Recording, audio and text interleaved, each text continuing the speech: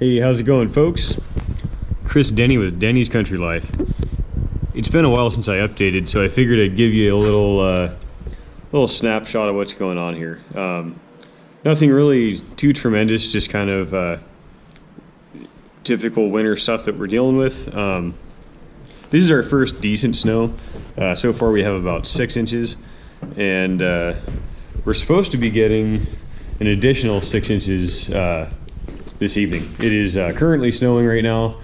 It's I don't know, sometime around 4:30, 5 o'clock on Monday, and yeah, we have another actually 2 rounds of snow going on. So you know, it's actually really pretty, but it does sure generate a lot more work for you. So quick update on the mill. I did get the fly cutter out and mess around with it. It leaves kind of a rough finish. Does it do the trick? Yeah, it does do the trick. It would probably look better with aluminum, but I want to get something with replaceable carbide inserts.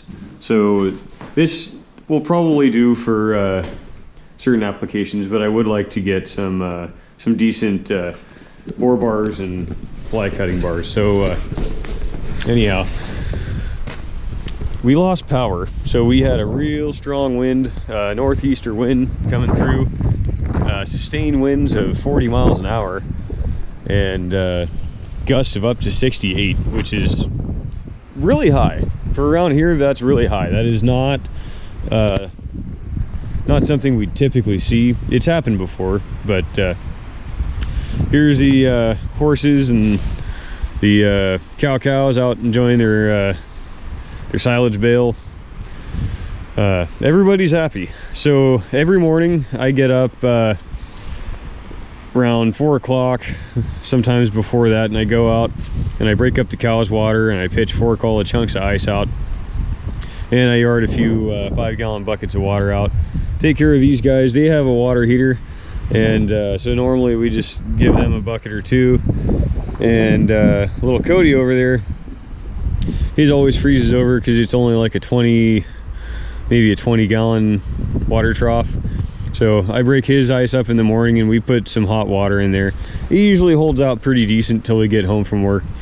But normally what I do is I run a hose. I have a splitter on the horse water and a 100-foot hose, and I bring it out to the cow's water and just let her run while we, pick up manure or whatever. And it works out pretty good. But when the hoses are all frozen, you can't do that. So every day when I get home from work, I come back out. Sorry guys, my hood always catches on the hot wire when I come through. Freaks the horses out. So every day when I get home, when it's cold like this, and when I say cold, it isn't cold like what you guys have out in the Midwest or up in the Northeast. I'm talking 20 degrees, 14 degrees. I think the coldest day that we had, with including the wind chill factor, was like -2 or -4, which is really cold for us. So cow's water freezes over pretty good. Sometimes I'll come out, we got a good solid 2 inches. So I keep a T-post that I use to bust up the ice and the pitchfork out here, and I just get them taken care of. They're doing pretty good. They don't seem to mind the cold weather. They have the trees and whatnot. They really don't seem to mind at all. They actually seem really happy. So we come out, we pick up manure every day, and they always run around, and they like to play with us. So it's actually pretty fun. But when you have small paddocks like these, this one we're standing in right now is maybe 1/4 of an acre. And then theirs is about 1/3 of an acre, maybe a little bit less. You have to stay on top of the manure. If you don't come out and pick it up every day, the place becomes I guess you could say a shithole. So especially when it's frozen like this and it snows, because if you don't come out and dig for it, when it thaws out, it just becomes an awful place to be. So we like to make sure our animals at least have a clean paddock to stay in. So we get the wheelbarrow out, and my wife and I both have an apple picker, or whatever you want to call them, and takes 2 full wheelbarrow loads every day. Here's our manure pile. It's right now I'd say it's probably 40 feet long and about 4 feet high. And since we're just using a wheelbarrow, normally what I'll do is I'll dump it 2 loads at a time, and I'll make a nice long area.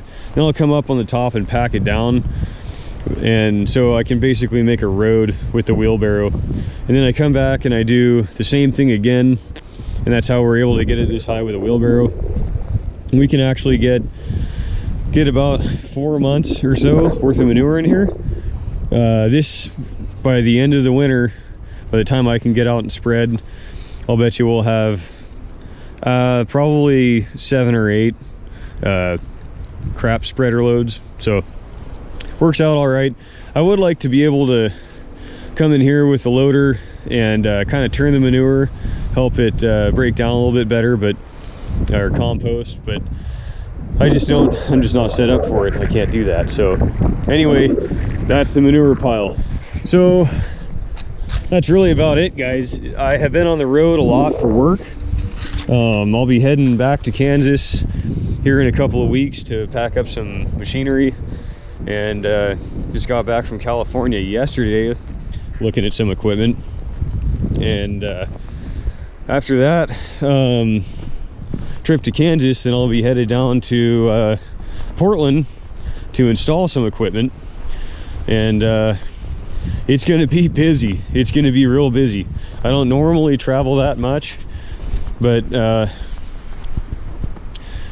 sometimes I do. So getting a little bit tiresome, but that's what they pay me to do, and I really enjoy my work.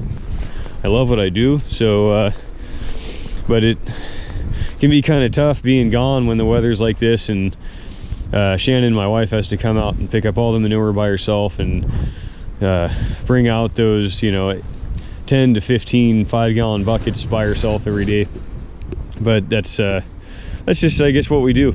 Here in a couple of years, we're going to have a better place where we have more acreage, a bigger barn, water inside the barn with electricity. So it's going to get a lot easier. We just have to make it through these next couple of years, which is fine. We really enjoy this. We love what we do here. This is I guess you could say it's the life that we both wanted growing up, and we're really thankful for it. So this is the wonderful Pacific Northwest in the middle of February. So thanks a lot for watching, guys. I got a couple chores to do yet, and so I'm gonna get going. Just wanted to give you an update video. I hope all is going well for you guys. And a lot of the people that follow my channel that are also YouTubers, I want to apologize to you for not getting to your videos, because I have missed a lot of people's videos. I'm way behind, and due to being busy, or when I come home, I just have so much to do. I don't have as much time to YouTube as I normally do. So all you guys, I'm really sorry if I'm missing your videos. Give me a little bit of time, I'll get caught up. But you guys have a wonderful day. I'll be talking at you sooner than later. Take good care of yourself.